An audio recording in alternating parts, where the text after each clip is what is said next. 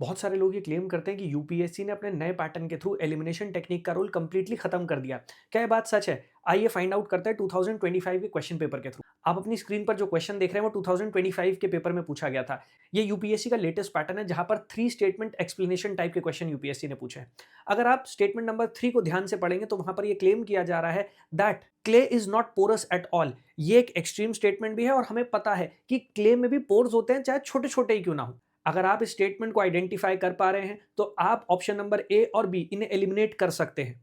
और हमें पता है कि चौक में पोर्स भी होते हैं और वो वाटर को एब्जॉर्ब भी कर लेती है। तो आंसर हो जाएगा ऑप्शन नंबर सी। तो क्या एलिमिनेशन टेक्निक यहां पर वर्क कर रही है या नहीं? चलिए नेक्स्ट क्वेश्चन देखते हैं। एक क्वेश्चन पूछा गया था सीओपी 28 में जहां पर declaration on climate and health को साइन किया गया था। हालांकि इंडिया ने इस डिक्लेरेशन पे साइन करने से मना कर दिया था, लेकिन क्लियरली न्यूज में मेंशन किया गया था कि ये डिक्लेरेशन बाइंडिंग नहीं है।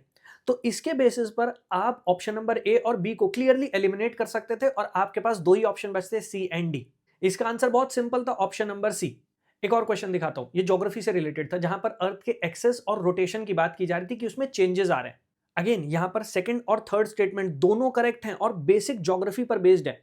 अगर आप करंट अफेयर्स को थोड़ा भी फॉलो कर रहे हैं तो आपको पता होगा कि ये दोनों स्टेटमेंट कंप्लीटली ट्रू हैं। तो इसके बेसिस पर आप ऑप्शन नंबर सी और डी को एलिमिनेट कर सकते हैं। एलिमिनेशन का मतलब सिर्फ ये नहीं है कि आप डायरेक्टली एक आंसर तक पहुंच जाए। एलिमिनेशन का मतलब ये भी है कि आप number of options, number of choices उन्हें रिड्यूस कर पाएं और करेक्ट आंसर को फाइंड आउट कर पाएं। तो केवल एलिमिनेशन टेक्निक के ऊपर रिलाय मत कीजिए।